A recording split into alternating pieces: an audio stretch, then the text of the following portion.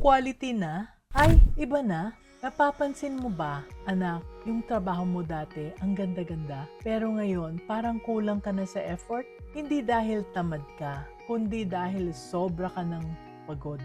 Let me share to you what happened to Ernest and Joe who own a curtain and blinds installation business.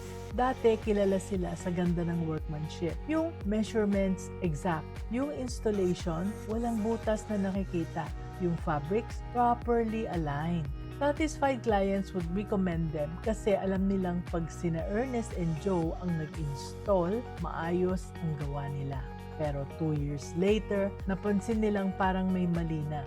Yung measurements, may mga off na konti. Yung installation, may mga visible nail marks. May times pa na kailangan nilang bumalik para ayusin yung mga small errors. Hindi naman nawala yung skills nila.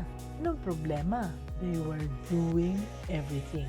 Si Ernest nagme-measure, nag-i-install, nagde-deliver ng materials. Si Joe naman, siya yung nag-entertain ng clients, nag-order ng supplies, nag-handle ng quotations, nagpa-follow up ng payments. Nako, sino nga ba ang hindi mapapagod, di ba?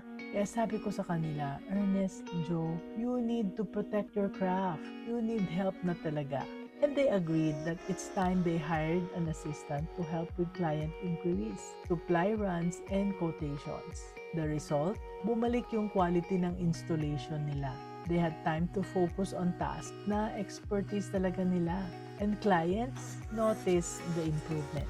Nagkaroon ng repeat orders ulit at mga referrals. And Ernest and Joe, they were confident in their work again. Kaya anak, ito yung lesson. When quality drops, it's not your talent that is fading.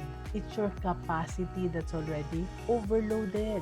To protect your passion, you need to protect your time. You need to delegate the boring, repetitive tasks and make room for excellence again. That's how you can be a business-minded Pinoy.